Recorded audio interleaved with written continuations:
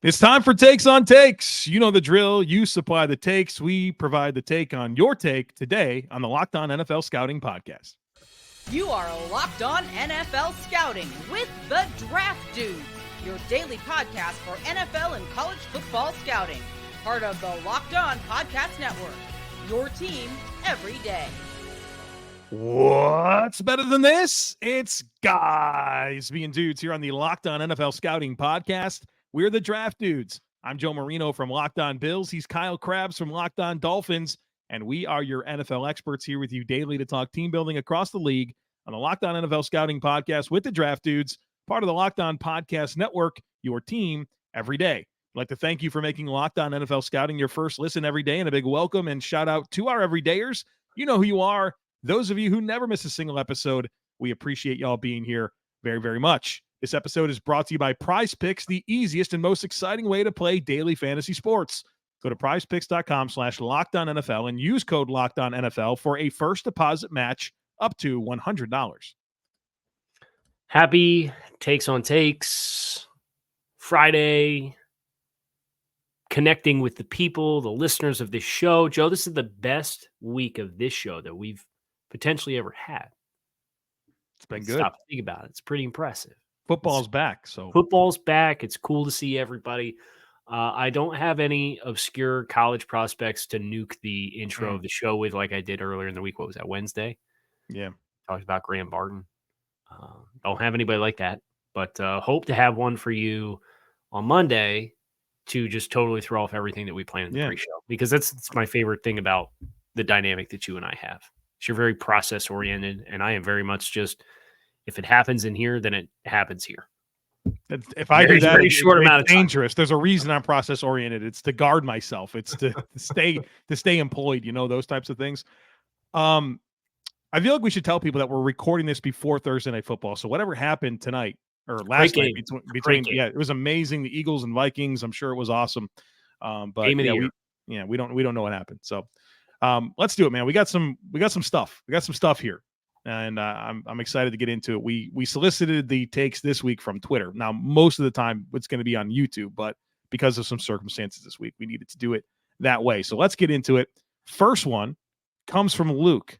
Luke says, Week 1 will prove to be a big anomaly, as many of the teams that struggled, not just the Bills, Chiefs, and Bengals, but also teams like the Steelers, Seahawks, and perhaps even the Giants will still make it to the playoffs. Oh, I thought he was going to say we're going to win, because it was like the Seahawks are going to win. We just did the picks for last week.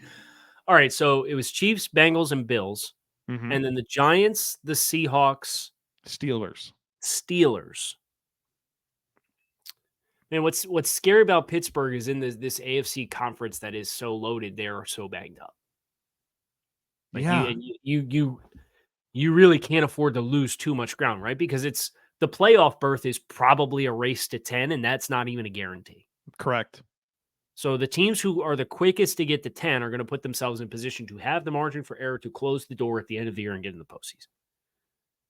For Pittsburgh, we're very complimentary of their schedule, but now Hayward's out, confirmed 8 weeks as of Thursday morning. Deontay Johnson, hamstring, going to miss some time. They play Browns, and then they're at Las Vegas for a West Coast trip. Now, that is a night game, Sunday Night Football. Texans, Ravens, Rams, Jaguars.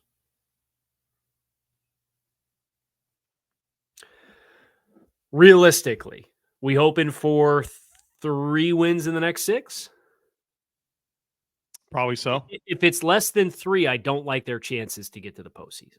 Right. Because it feels like it would be potentially too big of a hole to be able to climb up out of, considering you haven't played the Bengals at all. Considering you have one of the tougher divisions. You have Green Bay still on the schedule. You have the Bengals twice. You have the Ravens again. You have to go to Seattle late in the year. So I think wins this week are paramount for some of this perspective. And I know it's super early in the year to say that, but what was the statistic you had about 0-2 teams making the playoffs? Yeah, it's not good. Do I need to pull that up? I mean, it would probably further reinforce the point, but I don't think it's necessary to Statistically speaking, 0-2 is a very significant hole to be able to climb out of. It is, and if my computer, I have it hyperlinked. It's bookmarked on my thing. Oh, it's just a matter of loading the actual. Yeah, if you take one more breath. Okay, here it is. 0-2, 11% chance of making the playoffs. 1-1, you're 49% chance. So Pittsburgh, go win. He listed 6 teams. I think 4 of them make the playoffs. How about that? Bills, Bengals, Chiefs, Steelers, Seahawks, Giants. I think 4 get it. Yeah. I think that's fair. And if you get the 3 from the AFC that are perceived to be top of the conference type teams, Pittsburgh's fringe, Seattle fringe, Giants fringe, I think it's fair to say one of the fringe teams makes it. I'm good. All right, let's get to this next one. I want to go first on this one. It comes courtesy of Brett Whitefield. He's trying to get us to fight. He's trying to get us to fight. I saw this one. Brett comes at us with, and Brett claims to be a Patriots fan, so let's also keep that in mind. He's really a Lions fan. Don't get it twisted. But he claims to be a Patriots fan. Brett Whitefield says the Miami Dolphins will win the AFC East. No comment. I want to respond to this. It's always been within the realm of possibilities, right? Correct. Like, certainly you look at week 1 and they have the big explosive offensive performance against the Chargers, and they're 1-0, and you feel good about how they were able to bounce back from the way that game looked last year. And the Bills had a sloppy performance from Josh Allen and are 0-1. So I can feed into those dynamics. And you wonder about the Jets' ability to do it without Aaron Rodgers, right? It's the unfortunate reality. That team, the perspective for that team is just different. And I'm still not sure on the Patriots. So it feels like it may be down to a 2-team race, and certainly Dolphins are up 1 game. It's always been possible. The odds reflect that, because I think it's like plus 145 and plus 150 to win the East right now. For Bills and Dolphins? Between our 2 teams, yeah. So it's absolutely possible. I'll acknowledge that, but I've acknowledged that before we saw the week 1. To be the man, you got to beat the man, right? Ask me after week 4. I don't know, ask me after week 18. Oh, yeah, but if you were going to if Miami takes care of business and gets to 2 divisional wins over the next 3 weeks and goes to New England and to Buffalo and wins those 2 games, you say, hey, first quarter of the season, you've done an outstanding job. You put yourself in literally the best position. Exactly what they did last year, though, too. Right. The Bills were 0-2 in the division to start, losses to the Jets and Dolphins, and they won the friggin' thing by multiple games. So I mean, you got to let it play out. That's what I'm trying to say. Right. I will say I do think the Dolphins. I like their chances of seeing, based off systemically how they played differently, more of Tua Tagovailoa this year. And they look tough, man. Nobody wants to play the Dolphins. This next one here is from Solus, who says Brandon Staley is a bottom 5 coach in the league. His inability to have absolutely zero success with one of the best quarterbacks in the game and an incredible supporting cast puts him down there. Chargers are wasting Justin's prime with him coaching. You know who would probably agree with this? Ben Solak? Brentley Weissman. Okay. Chargers fan, lover of Justin Herbert. He came out last year and was hypercritical of Brandon Staley. And a bunch of people got mad. Like, what was it? One of the around the NFL guys talked about his tweet on the podcast and was like, remember? He's like, oh, okay, this guy used to scout for the Chargers. And Brentley left because Brentley wanted to go to college scouting. So he left it and worked for UCLA.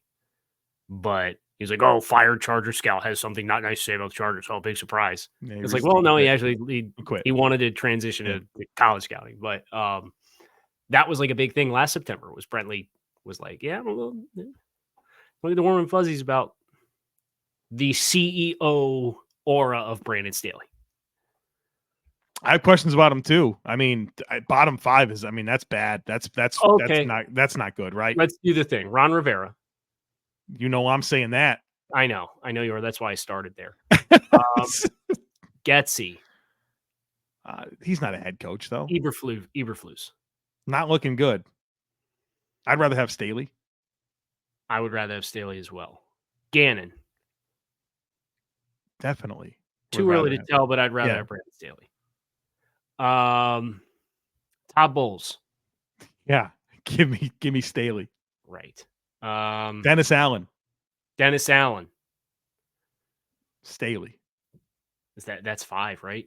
So he's probably. I mean, he might be somewhere close, but I'm bottom 5. Just that's a tough spot to be. Let's get this one in here. Sean says Arthur Smith should be fired for his continued unwillingness to give opportunities to his last 3 first-round picks in Bijan, London, and Pitts.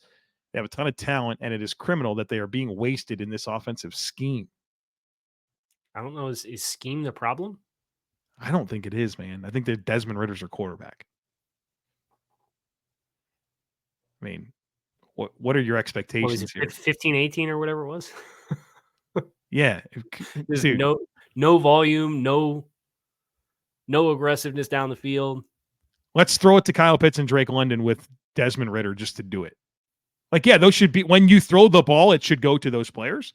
Well, I guess maybe the counter argument can be made. This was the decision that the team made under his direction. And that in itself is a sin that you can't forgive. And if you feel that way, okay, like that's totally fair to feel that way. And that's sometimes a lot of times you see these coaches, these GMs, the reason that they get these opportunities is because of what happened in their last place, right? And so you could see a lot of Titans dynamics being replicated with the Falcons. And part of that was an elite running back with Ryan Tannehill, right? A get-by quarterback that can be opportunistic in the passing game. That's what they're leaning into. Also, it's one game into 2023. Like it's one game in. Like let's can we breathe a little bit and let this play out? All right, we got more to get to here in just a moment, but first need to tell you about Game Time. Buying tickets to your favorite events shouldn't be stressful, but you know what? Sometimes it is. Game Time is the fast and easiest way to buy tickets for all the sports, music, comedy, and theater near you. They've got killer deals on last-minute tickets, the best price guarantee. They have images of the seat views, so you know exactly what to expect when you get to the venue. Great prices. The app is easy to navigate, and they also send the tickets right to your phone. You don't have to dig through emails or anything like that. It is phenomenal. Oh, by the way, did I mention the last-minute tickets? You don't have to plan months in advance to go to an event. They have deals on tickets right up to the day of the event. So snag the tickets without the stress with Game Time. Download the Game Time app, create an account, and use code LOCKEDONNFL for $20 off your first purchase. Terms apply. Again, create an account, redeem code LOCKEDONNFL for $20 off. Download Game Time today. Last-minute tickets, lowest price guaranteed. Joe, this next take is from @grindingthetape. Mm-hmm. And the take is this. By the end of week 2 in the NFL, the over-under for undefeated teams in the AFC is 1.5. I'll take the over. Smashing the over. I have the Dolphins, Jaguars, and Browns all winning. So that's 3. It is pretty interesting to look at it. I did not expect the AFC to go, 6-10? Yeah. In week 1? But it's really interesting to see the magnitude of the matchups. The Jets have the Cowboys, right? They're one of the 6 teams in the AFC with a win. The Browns and Steelers play. Cleveland's on the road in prime time. Baltimore has to play in Cincinnati. You have Jacksonville playing the Kansas City Chiefs with extra rest. You have the Dolphins in New England against the Patriots. And then the Raiders are in Buffalo against the Bills. Those are the matchups for the teams in the AFC with a win right now. I'm taking the over on 1.5. If you put it at 2, I would have stayed away. I'll take the under. I'll make it interesting. Sticking with some Falcons banter here, Mark says Desmond Ridder will have more passing yards this year than Justin Fields. 115 in week 1. For Ridder? What do Fields have? Float around, produce. Yeah, I'm going to float around and produce this thing. Justin Fields in week 1 of the 2023 NFL season had 216. I think it's Justin Fields. Yeah, I just don't know how much they're going to put on. Here's the perspective you need on the Falcons offense. Skill players that got touches in week 1. Tyler Algier had 18. Bijan Robinson had 16. Desmond Ridder had 2 carries. Mac Hollins had 3. And Kyle Pitts had 2. Drake London was targeted 1 time. He dropped it. Of the 41 touches that you had as an offense in week 1, you had 34 of 41 went to running backs. They know their formula. That is the formula. And because of that, I will fade Desmond Ridder to outpace Justin Fields in passing yards this season, barring injury. Yeah, so aggressive take by Mark. Spike the football if you're right, but I'm going Justin Fields as well. This comes from I have the name written down as Panthers, so I guess okay. Panthers. The Carolina Panthers submitted the take. I guess. Josh Allen will throw 25 or more interceptions this season. No. I don't think so either, man. But he's on pace for? What's 4 times 17? That's a lot. So 48. It's like 108. No, it's not. No, it's not. So 10 times 4 is 40. Yeah, 7 times 4 is 28. So 40 plus 28 is 68. 68. I mean, soft take. I mean, he's on pace for 68. You're only projecting 25? No, he threw 3 interceptions. I stand corrected. He turned it over 4 times. 3 interceptions. Okay, so I was going to say he'd be on pace to double his career interceptions in one season. Yeah, based off the, so the it's 4 number we used. So 10 times 3 is 30. 7, 20, 51. He's on pace for 51 interceptions. Draft 68 turnovers. Draft dudes do math. I don't think he Josh does. Allen's career interception percentage is 2.5%, right? It's at 7.3 through one game. It's going to come down. If he throws the ball 626 times is what I have him projected at. Okay, I was going to say 600 is just a round number. Yeah. 14 and a half. He'll probably throw 15, 16 picks this year. Yep, probably so. But not 25. If he gets 25, spike the football. Spike the football on us. Panthers. Yeah. Josiah, we need to get back to the Teddy take of the week, right? Didn't we do this? Can we have this back? Because this is my candidate. No, I love it. Yes, we can do it. Okay. Josiah with a fire take. Watching a game at home is significantly better than going to a sports bar. Okay. Are there any circumstances in watching any game is better at a sports bar than at home? 0. Last place I want to be. Sports bar watching a football game. What's the most fun you've had watching a sporting event in a public like bar? I've only ever done it out of necessity. Like before I was of age to have Sunday ticket and I had to go to like a local Bills backer bar to watch a game. I enjoyed it. This place was amazing. It was $12. It was all you can eat wings and hot dogs and pasta and salad. You watch the game, but like it was always annoying because you're nervous about getting there on time and getting a seat and being somewhere that you can actually see what you want to see. And you have to have conversations with people that, I mean, sometimes their football acumen's not there and you have to explain things to them. And it's not fun. It's not fun. Okay, Kyle Brandt, Mr. No Podcasts. Come on, Kyle. You watch football games with people that know that you're a football guy and they talk to you the entire time. And you're not wrong. Right. You're not wrong.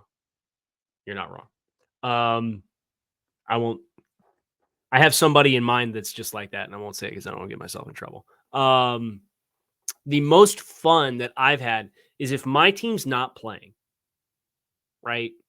And I go to a place that has all the multi-screens of all the games, and I could just kind of sit there and look around and take it in. That has been fun. The most fun I have had was actually when I was living in Philadelphia and Villanova played in the national championship game and they won the national championship. And me and my now wife went out to a bar and watched that game at a bar. And that was fun because it was like the hometown team playing for a title wins it. That was all. And really you probably didn't care that much. Correct. Yeah. And that's why the qualifier for me was if my team's not playing. If my team's playing, like, yeah, you got to leave me alone. Like I'm either at the stadium or I am in my bubble and that is it. Mm-hmm. And that's it. And then there's always the component of you have to pay versus if you're at home, you've already bought the food. Yeah, but there is options. There's food options. Yeah. Yeah. So I especially agree with this take if it is your favorite team that is playing the football. Pete says 32 fan bases think the refs are out to get them. Is it that mainly the rules are not enforced correctly or do fans just not understand the rules? I think they're enforced correctly more frequently than not, and they're misunderstood because of too many obvious, highly visible mistakes. Fan short for what, Joe? Fanatic. Fanatic. You know what? You are actually very good at this. There's times where you will send me like clips and stuff like you're like, Joe, I'm not qualified to tell if this is a penalty or not, but is it? Because you recognize your own biases. I think there's a lot of truth to this, but I think my biggest fan thing that's like my pet peeve is this belief that the NFL is out to get you based on your schedule. Like you have to play all these games, and the way that they're already predetermined. Right. The Bills playing in Kansas City like multiple years in a row. The NFL's not out to get the Bills. It's just that's the way the scheduling rotation works. I saw something with the Dolphins and Chargers last week where the NFL made us play the Chargers two years in a row. And no, it's just the way the rotation works. And eventually there's going to come a point in time, potentially based on where you finish, where you're going to have multiple games in a row at Hard Rock Stadium. You know what I mean? Like they're not out to get you. It's just how the rotation goes. I can't be mad at the Dolphins schedule at all. I mean, you get to biggest question with Miami is what? Cold weather games? Scheduling? Yeah, well, yeah, I think so. Yeah. Yeah. I mean, they are at home 4 of the last 5 weeks of the regular season. They're at home. And NFL wants it to happen for the Dolphins. That's what it is. Yeah, they've stacked the deck against the They're Jets. tired of the small market Bills winning the AFC East. They had to make it so the Dolphins can do it. Come on, man. Are we kidding me? All right. We got more to get to here in just a moment. But first, this show is brought to you by BetterHelp. Getting to know yourself can be a lifelong process, especially because we're always growing and changing. Therapy is all about deepening your self-awareness and understanding because sometimes we don't know what we want or why we react the way we do until we talk things through. BetterHelp connects you with a licensed therapist who can help you take that journey of self-discovery from wherever you are. If you're thinking of starting therapy, give BetterHelp a try. It's entirely online, designed to be convenient, flexible, and suited to your schedule. All you do is fill out a brief questionnaire. You get matched with a licensed therapist. And then if you need to switch therapists at any time, you can do so with no additional charge. Discover your potential with BetterHelp. Visit BetterHelp.com/LockedOn today to get 10% off your first month. That's BetterHelp, HELP.com/LockedOn. Folks, you got to check out Prize Picks. It is the funnest, the most exciting, and easily the best way to play daily fantasy sports. The format, I love it. It's awesome. It's just you versus the numbers. It's not you against thousands of other players, including pros, including sharks. It's just you versus the numbers. All you do, you select 2 or more players. You pick more or less on their projected stats, and you place your entry. It doesn't take long. You can make picks in under a minute. And then when you win, the withdrawals are super easy and super quick. We love watching football, but what makes football even more fun is having a Prize Picks entry going into the game. It just makes it that much more exciting. So go to prizepicks.com/LockedOnNFL and use code LockedOnNFL for a first deposit match up to $100. Again, prizepicks.com/LockedOnNFL, promo code LockedOnNFL. You'll get a first deposit match up to $100. Prize Picks, daily fantasy sports made easy. Home stretch for the week, Joe. This one is a very aggressive take. And I'm going to be, if we agree with this, I'd be surprised. Robert says last season, the bottom 5 teams that rushed for a first down were the Bucks, Jets, Rams, Texans, and Colts. Bucks, Jets, Rams, Texans, and Colts. By the end of the season, 3 of these teams, and specifically naming the Jets, Rams, and Colts, will be in the upper quartile in that category. And he specifies the upper quartile being the top 8. Thank you.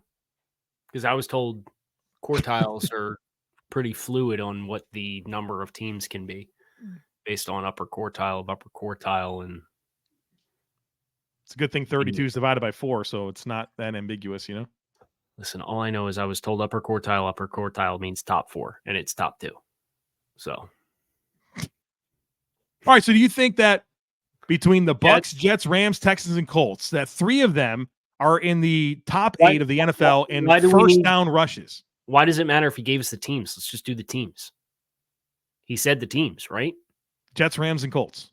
So that's the take. It's not 3 of the 5. It's Jets, Rams, and Colts, who are bottom 5, are now in the upper quartile in rushing first downs. Jets, yes. I think probably out of necessity. Yeah, but there's still a volume component of that. Right? The Colts, what's going to help the Colts is Anthony Richardson. He's going to run for first downs. No, there's no question. Zach Wilson can run, and it's going to be a run the ball and play defense type of approach now, or you would expect it to be. So I'll be inclined to say yes. To the Because I don't think Jets? they're gonna pass the ball all over the field. Will they have enough volume? That's my concern with the Jets. And who's the third team? Rams. No. I don't think it happens. I appreciate it's a creative, aggressive take, but it maybe I think one of them I think the Colts simply because of Anthony Richardson. Sam says, take Matthew Stafford leads the NFC in passing yards this season.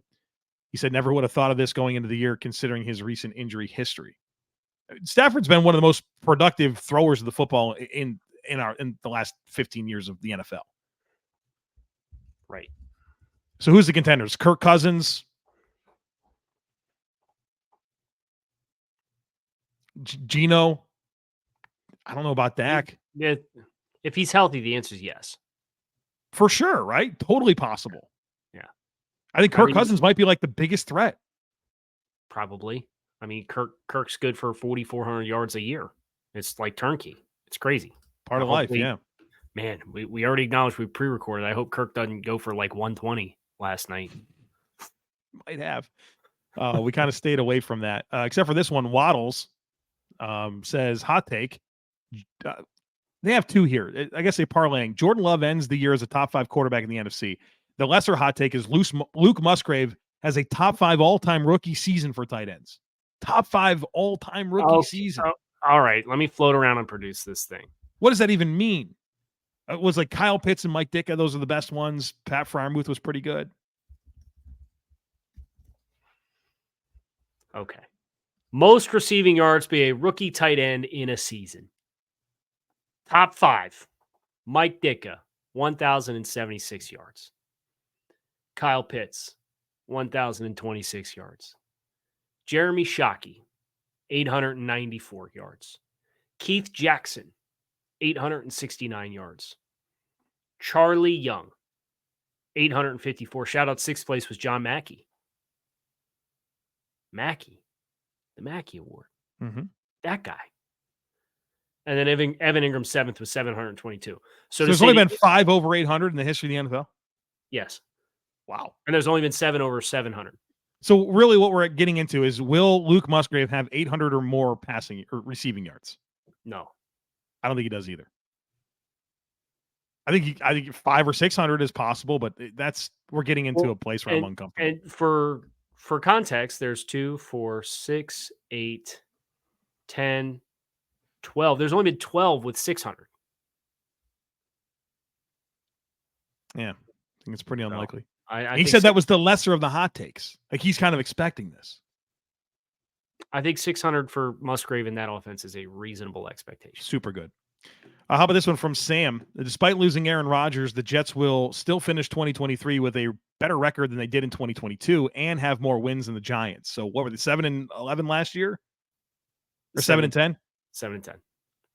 So do they get to 8 wins, or do they have more wins than the Giants?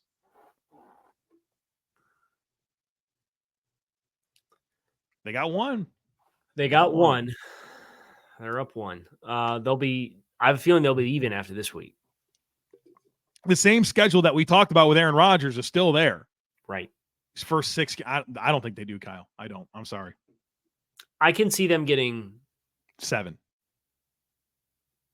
I don't think it's crazy that they get 8. Because we thought it's not crazy. We thought this was a 10 or 11 win team with Aaron Rodgers, right? The defense is still the defense. They can still run the ball. It's going to be more chaotic. There's no question. The Jets, should we do the thing? Is this how we want to finish? Sure. We'll do the thing real quick. Find me the wins. At Dallas. No. Home against the Patriots. Maybe. I think it's their best chance so far for another win. Home against Kansas City. No. At Denver. Maybe. Home against Philadelphia. So is 2 maybes equal 1 win? I have a tally of maybes and yeses that I'm keeping here with my handy dandy pink tablet here. Okay. Home against Philly. I don't think so, man. Coming out of the bye playing the Giants. Put it as a yes? Or a maybe? Put it as maybe. Okay. Home on Monday night against the Chargers. I don't think so. I don't think so either. At Las Vegas against the Raiders. Yes, maybe. Put as a yes. Okay. Put as a yes. I think they can negate all of the good things the Raiders have to lean on. It's just, is Max Crosby going to destroy the football game? At Buffalo. Yeah, maybe, right? Is Josh going to turn it over 4 times and you get a special teams touchdown? They had probably not, but like there was the same contrast last year where they were horrible in Jersey, come back to Buffalo, they win the game, but still kind of a sloppy offensive performance. Right. I'm putting it as a maybe. Home against the Dolphins. Maybe. I guess. I mean, divisional home game, right? We got to give you a maybe. I want to be objective, right? Yeah, divisional home game. I don't think it's outside of the realm of possibilities. Now, for my expectations as a Dolphins fan, my expectations are raised when you play the Jets because you don't have Aaron Rodgers, obviously. But if we're just to be objective, like it's a home game. Home against the Falcons. Yes. Yes. Yes. Home against the Texans. Yes. Yes. In Miami. Probably not. Probably not. Home against the Commanders. Yes. On the road in Cleveland, short week, Thursday Night Football. That feels like a no to me. In New England against the Patriots. Maybe. Okay, so how many yeses did we have? 3? We have 4 yeses. 4 yeses, so that's 5 wins. How many maybes do we have? Every 2 counts as, we'll count every 2 as a 1. 6 maybes. 6 maybes. So that's 8. Like we feel like 8's probably. And they already have 1. No, I included that one. Oh, okay. Because I said the 4 yeses plus the one they already plus have. Plus the 1, 5 wins, half and of then the 6 maybes, half the maybes is 8. Okay, maybe it's possible there. I don't think it's crazy, and we had the Giants as a maybe, so that game head to head might end up deciding if this is a factual take or not. Right.